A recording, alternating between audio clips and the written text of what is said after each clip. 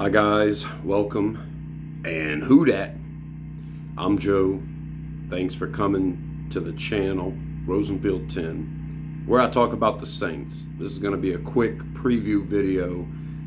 We are in the middle of recovering from a hurricane. You may hear the sound outside of generators powering people's houses in my neighborhood. Not sure when we're going to get power. The storm came through and we lost power Wednesday during the day. Today is Friday, late Friday afternoon. Don't have a lot of opportunity to charge phones and stuff like that. You know, we're in survival mode right now, but I'm going to go ahead and put this video out real quick to let you know how I feel about the Saints' chances this weekend against the Dallas Cowboys.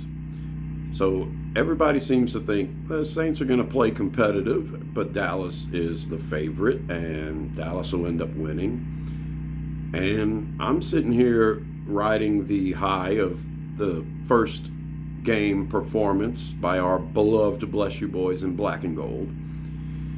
And I'm thinking, if we're going to be a good team, you know, so right now, and I've said in multiple videos, you're not really sure what you're getting with the Saints. So you're not sure if we're good or bad. Every performance may have a caveat you have to consider, especially the first game of the year and playing an opponent like Carolina. So the caveat is, well, maybe we're better than we thought, but you're still not going to beat the better teams. Dallas is one of the best regular season teams, and they've won 16 straight at home regular season games.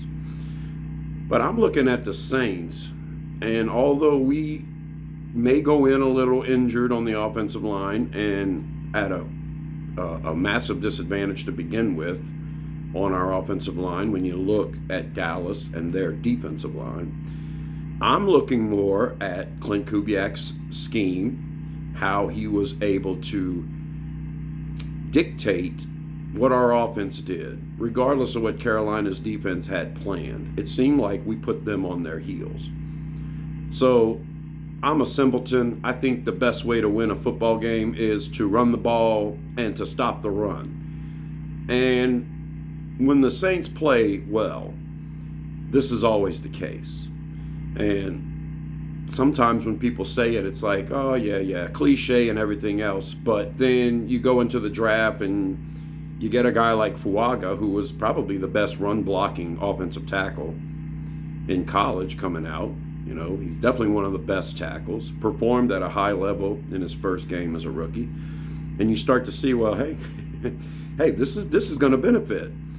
I don't think we focused enough on trying to stop the run as far as getting defensive players that can stop the run. Christian Boyd was a late-round pick who can stop the run.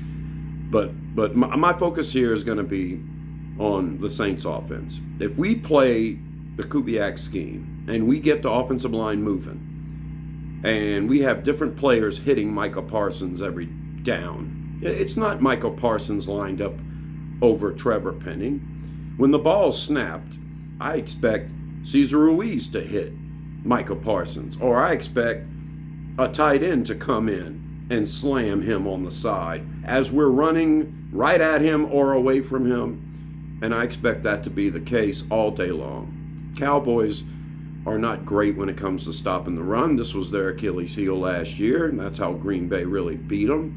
And I think if we go out there and we are successful at running the ball, then we're going to put ourselves in favorable third down situations, and that's the situation you don't want to be in when you're playing Micah Parsons and DeMarcus Lawrence and whoever else they got.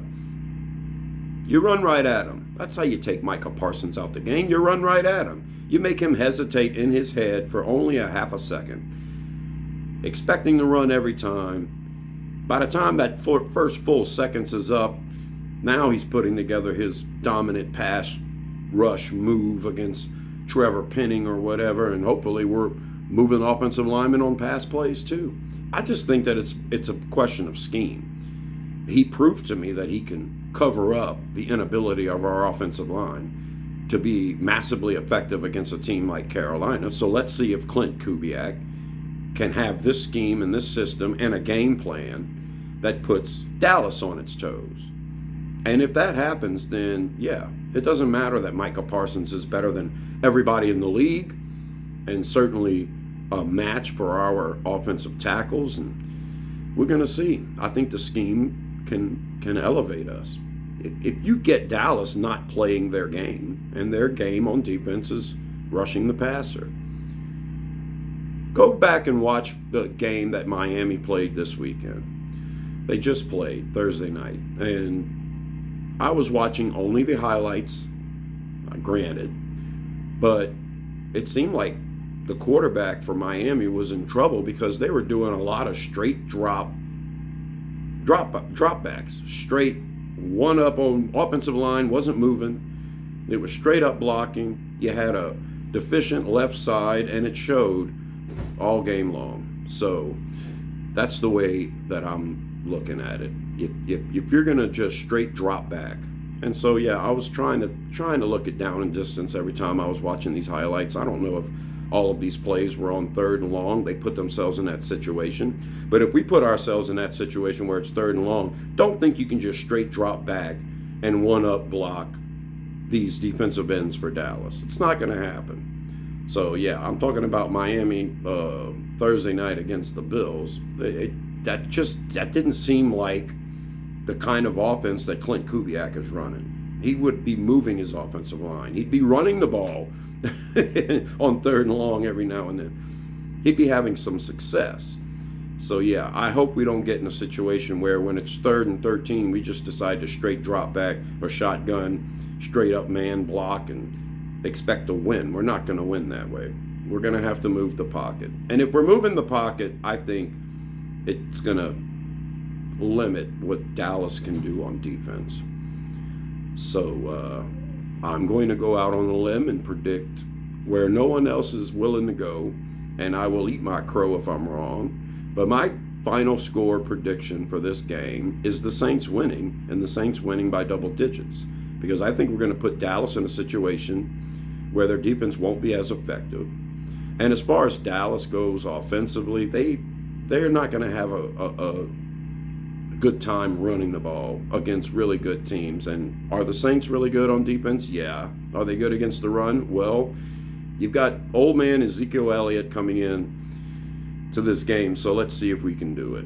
Plus, if the offense can move and the offense can get points, the Saints, then you'll be forcing Dallas to bail on the run. That's the game every weekend. Force somebody to bail on their run attack by either stopping their run or by going up by more points than they can feasibly catch up, just running the ball. And I think once Dak is dropping back every play, that's when he's vulnerable. So I'm going to say the Saints win this game, and I'm going to say Saints 31, Cowboys 19. Now, the Cowboys had 19 offensive points last weekend, 33 total points. But, they had some help with defensive and special teams plays and stuff. So let's limit the mistakes. Don't give Dallas short fields by turning the ball over. And let's make sure they don't force us to bail on the run. And this is going to be a contest of coaching. And Kubiak has impressed me so far. Let's see if this continues. That's my prediction. I'm sticking to it. I'm Joe. Subscribe to Rosenfield 10 for more videos like this, and hopefully we'll get the power back soon. When you're in a town that has half power and half the town not power, you're not sure where to go to shop for groceries, get your ice, you need gas, you're charging your devices in your car and just sitting idle in a parking lot driveway, burning up gas and battery power, getting a little air conditioning while you can. It's over 90-something degrees here, so yeah, we're suffering, but we're going to survive. And hopefully by next week, everything will be back. I'll be able to watch the game at some point, even if it's just on a replay, and I'll let you guys have a review of the game next week. And yeah, I'm so close to the whistles and bells. Hopefully we can get it done next week. We need power first. I'm Joe. I'll talk to you later. Who dat?